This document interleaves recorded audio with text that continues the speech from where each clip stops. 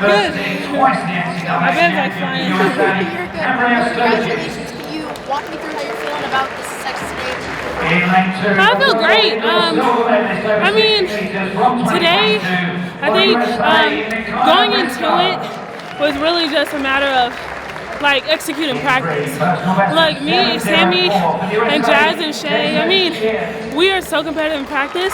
And that was our motto going into the day, is just have fun and keep it like practice, because we know what that competition will bring out of each one of us. So, yeah. I was really running from them, honestly. What about the environment today contributed to it?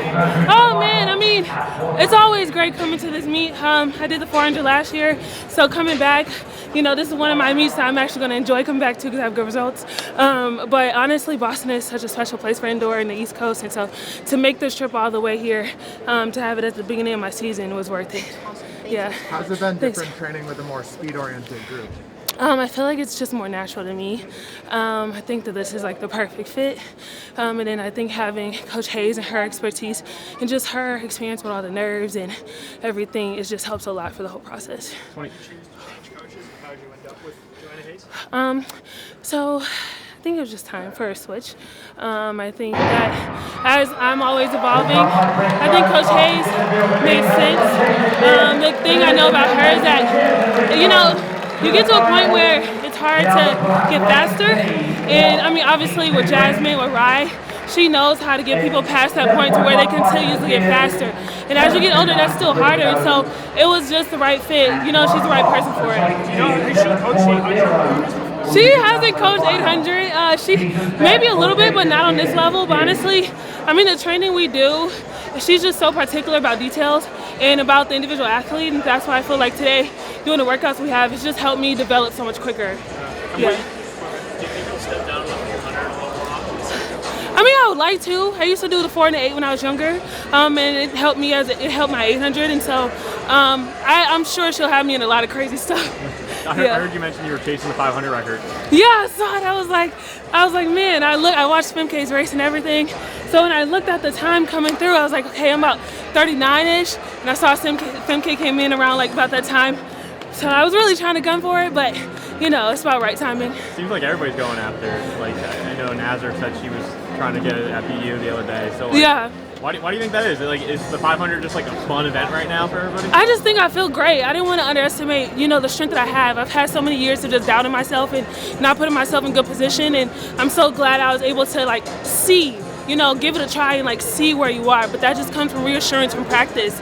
So I've been having great practices, and I'm like, you know, just give yourself a chance and see what you got today. Do you feel like 2025 is like a new page for you, like from a confidence standpoint, from not to be disrespectful, but like 2024 wasn't necessarily no, your it wasn't. year. Yeah. So like, how do you flip that page in 2025? I mean, it was disappointment. The way 2024 was, I just didn't end the season as myself. But stepping away, I took a 3-month break, like no track. And which is something that, you know, as an athlete, as a woman athlete, you don't really get that chance unless you have kids.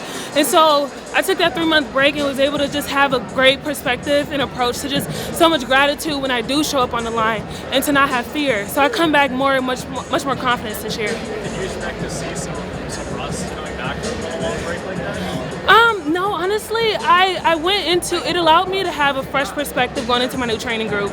And just, I mean, it's really not hard having the sun every day. Like, that's honestly been the biggest shift, just waking up to the sun. I just have so much gratitude, and it's probably because I've been in Portland, but it makes such a difference just with my mood and practice and everything.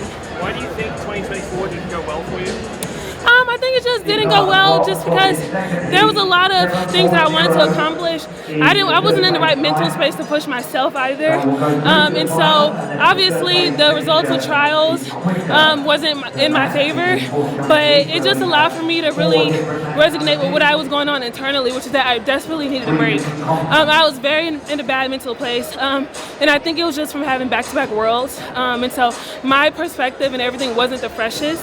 And so that break really allowed for me to realize I really like doing this, and I love doing it, and I love competing. And I think you need that when you're this far along. Like, this is like my 8th year, my like 25th year running track in general. And so I need a little more freshness and motivation. Physically, were you like healthy last year? I would say I was healthy, yeah. Just mentally, I just wasn't in the best place. I think after back-to-back worlds, I was ready for a break. I'm not gonna lie. And so ultimately, I wasn't as disappointed when trials happened the way it did, because I needed it. What does the rest of the indoor season look like for you? Going back to LA. Going back to LA, starting outdoor early.